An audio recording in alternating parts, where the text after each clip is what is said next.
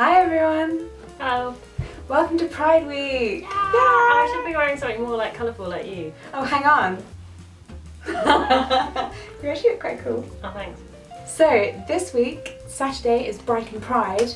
Yeah, so we thought we'd do a whole load of videos about gayness. So today's video is going to be advice to our teenage selves, little gay baby selves. And then tomorrow I've got Pride makeup look. And on Saturday we have our favourite lesbian films. Also this week we are going to be at Summer in the City! Yay! I'm going to be on a panel about disabilities on YouTube. Exciting. It's very exciting. And then we have to come, but it's the same day as Brighton Pride, so we missed the parade. But then I'll be coming back. We get to party. Well, last year I missed Pride because I had my hen party. Yeah, you did. Well, no, yeah, I would have missed the parade for 2 years running. Oh. We'll have to go next year. Yeah. Maybe we'll be on a float next year. I don't know why, but we might be. The first year we started dating, she went past on a float and you were like dancing next to, she looked very refined in this like blue dress showing off her like shoulders and neck. And then you were like dancing next to this like man in angel wings. Very and naked angel. Tiny little like white fronts. And I was like, okay. With the holes cut up for his bum. Oh yeah. Yeah. Good. To be fair, I wasn't distracted by him at all because all I could see was you. Cutie right. Even though he was like, look at my bum. So, some advice for our teenage selves, because lots of you guys ask us for advice and you're younger than us. So we thought, what would we actually say to ourselves when we were younger? Would have had to tell my like current boyfriend like, apparently I'm gay in the future, so I didn't really wear the sleeves this, I'm afraid. That would have been awkward. I think my main piece of advice to my teenage self would be stop falling in love with your best friends. I think that's a common lesbian complaint though. I don't know, but why would you tell yourself to stop falling in love with your best friend? Because it never ended well. Yeah, but that's just part of you like learning about your emotions and learning about your sexuality. Oh, but like, if you had fallen in love with any of your best friends, how would you know what you liked and what you didn't like? I don't think you have to go through a constant cycle of unrequited love for 10 years just to learn that lesson. Oh. I mean, clearly I did, because I think I would didn't have learn told that my lesson. like teenage self like maybe like Surrey and like go live in some like a more liberal minded town. So I wanted to do sound and lighting for the school, but so what you do is you basically do all the plays and school assemblies, like anything where we had anything on stage or like people with microphones, you'd have like some students up in this little bit that like look down on everyone like you have in a theatre, and they'd control it all with these little like special things. And yeah, everyone in that little pod tended to be quite like geeky and nerdy. Yeah. But I kind of just wanted to be, I wasn't like, I want to be part of that group. It was like, I just want to do that job. My sister, who was 4 years above me in school, and she was like one of the cool girls, was like, Claudia, that's like social suicide, like only like the real nerds do that and you'll just be like a recluse. And I was like, oh, okay. So then I didn't do it, but actually I wish I had just done it because it was something that I was passionate about, and actually maybe I belonged in that little group of nerds, like, you know, maybe they were all slightly maybe kind of... you did. Yeah. I did sound and lighting. Well, see, there you go. Did you feel kind of pushed into being girly and a bit more, because your older sister's very girly. Maybe she got annoyed with me like pulling her hair and like wanting to play like Indians and things, and she's like, nah, let's do I think there's such a big difference in your childhood photos, because we looked at our childhood photos, which you can see in that video, and you're really like, yeah, I'm gonna wear my tomboy clothes, gonna do my tomboy stuff, yeah. Yeah. And then suddenly you're like, I straighten my hair now. Yeah, I know. Well, I think that's just what your teenage. I think when you go through puberty, you get kind of a bit more self-conscious, and you feel like you're meant to fit into a role, a mod, like a type. One thing I would say to myself, and this is kind of the opposite of advice that most people will give you, but I always thought it was really special when you kiss someone, and it had to be really important and meaningful, and you couldn't just go on a date with someone, you know, just for the experience, because it was like, oh my god, it would mean so much, it's such a big deal, oh my god. And so I think I'd missed out on a lot of opportunities. You know, I'd meet a girl randomly and I'd be like, ooh, she's a lesbian too, ooh, we could kiss. And I'm like, no, but I shouldn't, because she might not be the one. And so now I have quite like I only have a very few experiences. Yeah, but I think in my dating past, yeah. And I think it would have been... I think that's like a personality thing, isn't it? Though? Yeah. Rather than like, because you already knew you were gay, it was just like, you were like, yeah, now on hindsight, you wish, now that you found your one and you're happy, you're kind of, oh, I wish I'd been a bit more reckless and a bit more like, of a, bit more like happy-go-lucky. Yeah. I wish that I could go back in time and tell younger me that it is actually going to be okay and you are not going to be alone forever. Especially when that was a genuine concern. Especially when I became really ill, because I was like, oh my god, okay, already I am a lesbian, so the pool of people I can date is now this. And then also I'm a femme lesbian, so it has to be someone who likes femmes. And then I also like to date feminine lesbians, so then this pool's getting even smaller. And then I have to find someone who is now totally okay with having a girlfriend who is like deaf, partially blind, breaks all the time, just generally ill and a bit rubbish and useless. And then I was like, I don't think there's anyone in the world. Aww. There's such a tiny little group of people. But look at you, you're amazing. I met you. Thank you, darling. Well, you're just filtering out like people that are compatible and not compatible. That's true. It doesn't matter if it was a disability reason that they said, it could be like your different views on politics or your different views on current affairs or your different family values, like just something someone says, then you think, yeah, we're not compatible. It might not have even been about your disabilities, it might have been about your radical like left-wing views or something, you know? Like, you think, oh, it's my disabilities that they didn't like, but that's because that's your insecurity. Yeah, okay, I'll give you that. Yeah. I'll give you that. Actually, speaking of insecurities, I would like to go back in time and tell teenage Jessica she is not useless. It's okay. Ignore everyone when they tell you that you are. I think I might still be in denial. I'm not really sure, because if I look back, I can't think of much that I want to tell myself, because I feel like I had quite a nice, like, teenage self. Like, I know I wasn't out, but that's why, like, maybe if I had known I was gay, but wasn't able to come out, then I'd be able to go back and tell myself all these things. But, like, I was quite happy.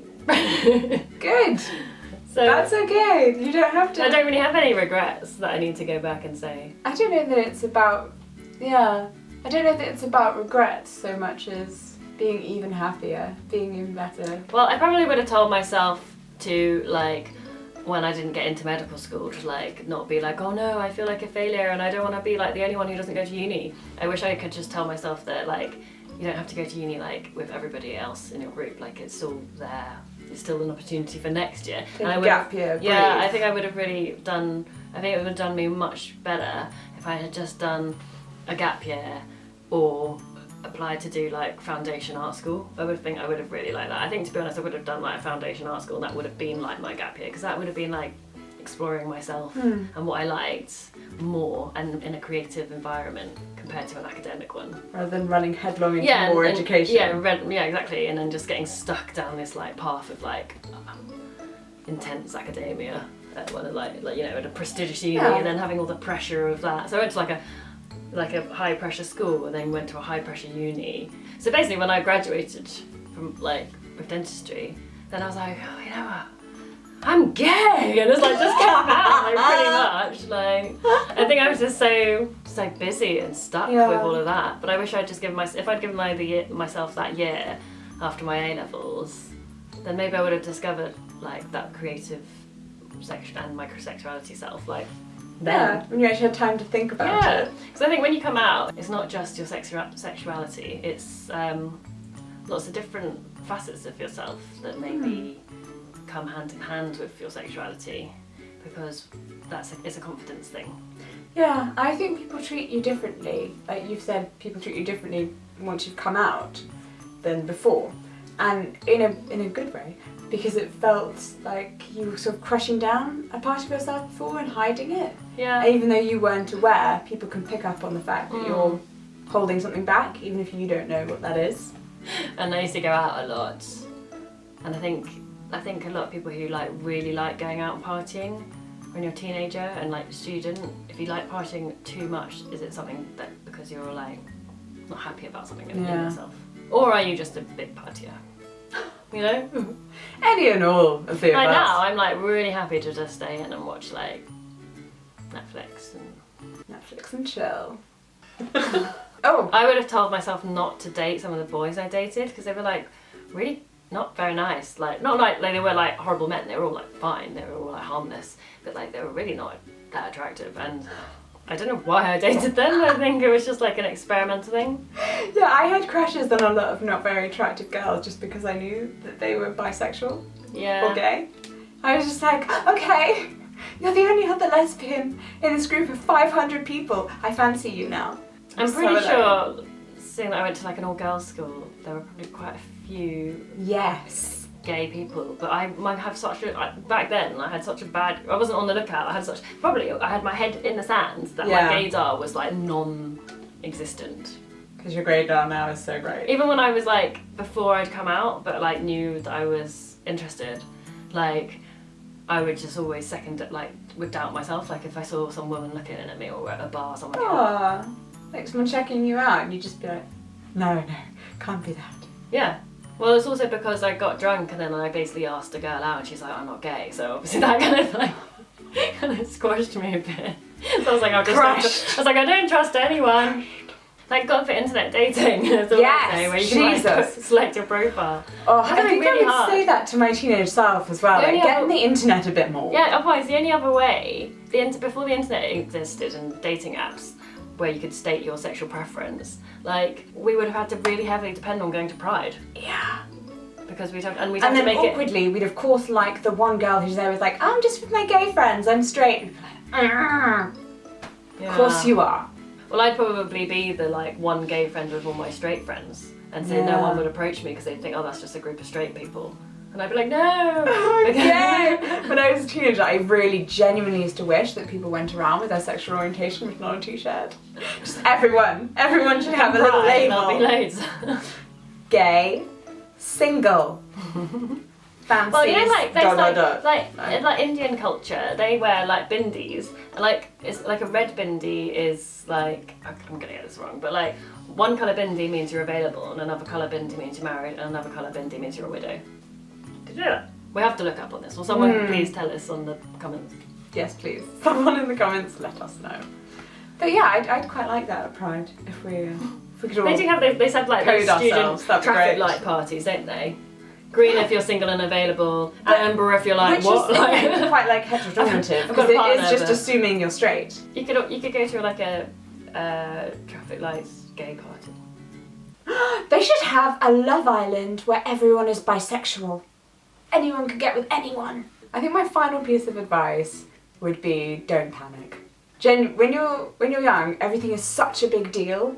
Like my GCSEs, my SAT results, such a big deal. Oh my god, GCSEs is such a big deal. I know, oh my god, A-levels, such a big deal. You can't really tell and you someone don't get what you want, and then. I remember telling myself I told myself when I was a teenager, when I have kids, I'm going to try and remember what it was like for them. I'm not going to be that annoying adult that says, look, GCSEs matter, but they don't matter in the grand scheme of things. When you're my age, you'll realise blah blah blah. And like, because actually, when you're a teenager, that is all your life, and that's all you know, and that is the biggest thing going on. So no, yeah, okay, I get that. So you can't say, don't worry about it. At the same time, because you do have to worry about it. I mean, more like worry after the fact. I did, yeah. So you know, like I really struggled through my A-levels because I was so ill, and then I didn't get the results that I wanted and was supposed to get. Yeah. And it was heartbreaking, and I was so upset about it. I cried for a month, type of thing. But in the grand scheme of things, it didn't really matter because I got into university anyway, because they're like, we understand, it was a bit hard. And I got a job that I didn't even need to write a CV for. And no one cares about my exam results. It's more just like, if it goes wrong, it's okay. There are ways around a problem. If it goes right, like for you, excellent. But also, you might come out, don't panic, just don't panic. Also, that's the same, you could use that for gayness. You could be like, if it goes right, as in like, if you make a move on your best friend, then great. If it goes wrong, don't worry, like if you're really good friends, you're still friends. It might be a bit awkward for a bit, but it shouldn't really. Or do what I did and find a new best friend. That means you're not really a true friend, you're just after one thing. Yeah. I'm a really good friend now. Jessica was a mean girl at school. She was the nice, apparently she described herself as the nice one of the mean girls. Right, the more sympathetic one. Yes! I was like an in-betweener. Like, I wasn't a cool girl, I wasn't a complete nerd. I think me and my friends like to think we were the coolest because we were like, not in a group.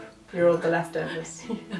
So there you go, there's some advice about life stuff. Maybe it wasn't that useful or coherent, but we tried. That's the advice we would give ourselves as teenagers. We're just too excited about Pride. We are, yeah, we're wearing rainbows. Yeah! Oh, there's going to be a dog involved. No, it won't be. Woo!